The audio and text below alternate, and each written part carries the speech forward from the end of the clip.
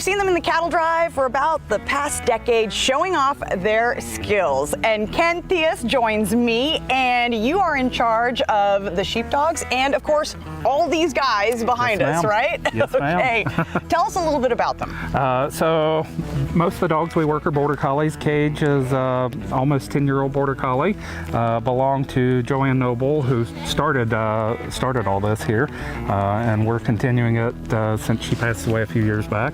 Cage is actually one of her former dogs that I inherited, and so she worked him in the parade for the past 5 years or so. So in her memory, I'm going to work him in the parade again this year. The sheep and the dog kind of have a natural predator-prey relationship, and so the sheep know the dog's in charge, and the sheep know that I'm kind of ultimately in charge of everything. I feed them, I take care of them, so they recognize that I care for them and I'm not going to let the dog hurt them, but the dog tells them where to go. So the first year we did the parade, there weren't any barriers, there weren't any things up. The dog truly had to keep the sheep right on course and out of the crowds, and since then the parade's added some barriers to make it a little bit easier for all of us, but the dog still has to keep them moving forward through the parade route.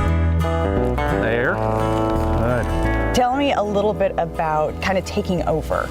So it's something Joanne and I did it together for quite a few years, and I've been herding a lot longer than I even knew Joanne, so it's something we always prepared for together every year and did it together with our dogs, and you'll see at the parade this year a lot of our old friends that have come out and helped us in years past will be out there helping us with their dogs too. It's not something I do single-handedly, and it's not something I took over single-handedly. I wound up being the point person because I have the sheep.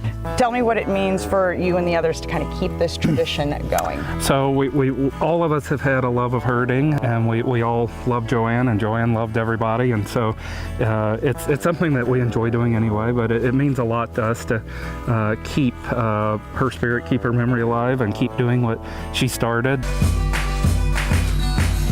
And he's just going to bring the sheep straight this way towards us. Last weekend, in preparation for the parade, I went through all of these sheep and trimmed their hooves. Their hooves can get overgrown just like a horse or any other hoofed animal, so I went through and trimmed their hooves, so that'll make it easier for them to walk on the pavement. So pedicures, basically. Pedicures, yep. How many are there? This is with the young lambs. This is close to 50 sheep right here, plus 3 goats. Sweet Pea here is pretty much a pet. Tell me what you love about taking care of these guys.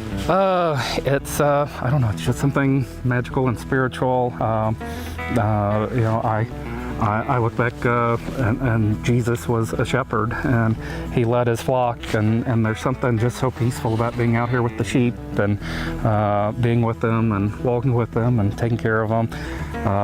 It's very kind of therapeutic for the soul. I fell into this years ago because I had a rescue Border Collie and needed something to keep him active, and we fell into it by accident, and it snowballed from there, and then I got sheep and I got goats and the whole menagerie. The whole menagerie, yes.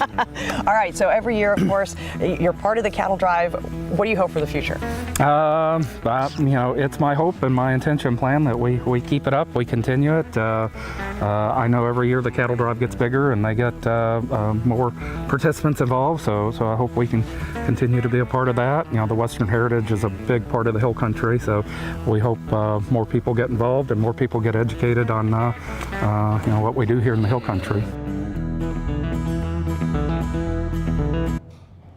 Well, if you want to see those guys in action, Cage and the Herd will be at the Western Heritage Parade and Cattle Drive this weekend. The hoofs hit the pavement at 11 a.m., followed right behind by the sheep. See the Old West take over the streets of downtown San Antonio. There's going to be horses, wagons, bands, and of course, dozens and dozens of longhorn cattle. Your SA Live team is going to be there right in the middle of all the action. Go see it for yourself or watch it happen live on KSAT 12. Again, the Western Heritage Parade and Cattle Drive is happening this Saturday morning.